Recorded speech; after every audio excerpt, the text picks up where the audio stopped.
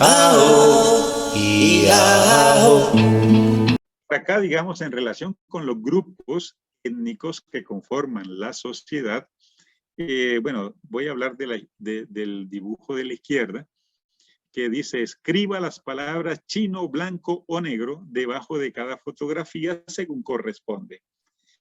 Aquí ya encontramos, digamos, si vivimos en Costa Rica y sabemos que nuestra población es diversa étnico-culturalmente hablando, este ejercicio ha dejado por fuera a muchos otros, particularmente si queríamos ver blancos, negros y chinos, hacen falta los indígenas, ¿verdad?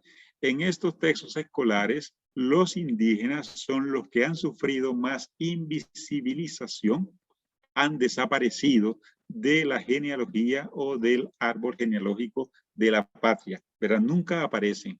Lo mismo sucede acá en el de la derecha, dice la diversidad étnica. Verbalmente dice, la población del distrito y del país presenta grupos con diferentes rasgos físicos. En la mayoría de los distritos hay chinos, negros, mestizos y algunos indígenas.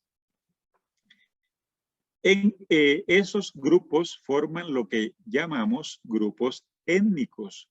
Cada grupo se distingue por su cultura, comida, bailes, creencias, entre otras cosas.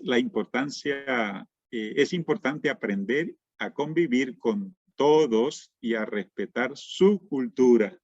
Eso dice a nivel verbal, ¿verdad? Llama al respeto y a la convivencia. Pero a nivel gráfico es contradictorio y aquí es donde uno debe relacionar la parte gráfica con la parte verbal. La parte verbal es más inclusiva, más incluyente, ¿verdad? Pero la parte gráfica es excluyente porque están los negros, los mestizos, los chinos y los blancos.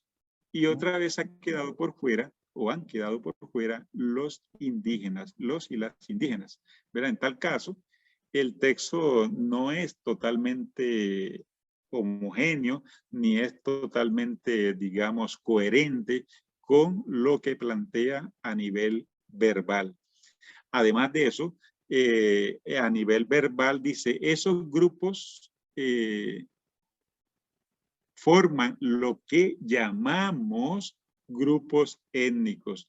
Generalmente, vean que esos grupos étnicos son chinos, negros, mestizos e indígenas, pero no hay blancos en ese grupo, como si los blancos estuvieran exentos de etnicidad, es decir, la etnicidad no está marcada, porque, como hemos dicho, el que cataloga, clasifica, no se incluye en la catalogación o lo clasificado, ¿verdad?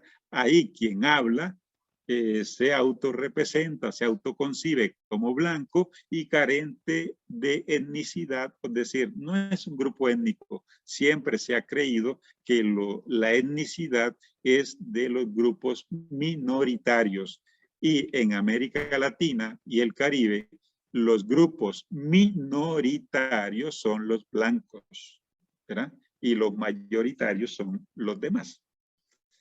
Entonces, esto es un elemento que no hay que pasar por alto.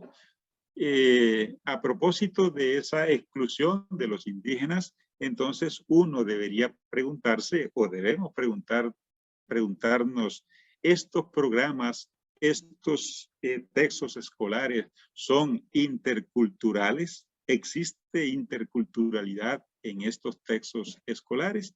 Por ejemplo, tomemos el caso de la lámina esta de la izquierda. Dice, todos los grupos étnicos enriquecen la cultura del país. Dice, todos los grupos étnicos, así a nivel general como incluyéndolos a todos. Pero uno ve la imagen y otra vez vuelve a estar ausente el indígena. Ahí hay personas con características afro, el niño negro que está a la izquierda, el pelito, ¿verdad?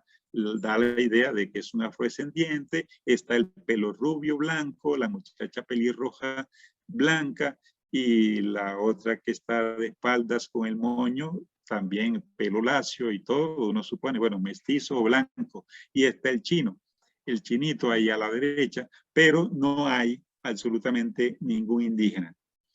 Lo mismo pasa con la imagen de la derecha. Dice la parte verbal, Costa Rica goza de un amplio mosaico pluricultural y multiétnico gracias a los diversos grupos que se han establecido en su territorio.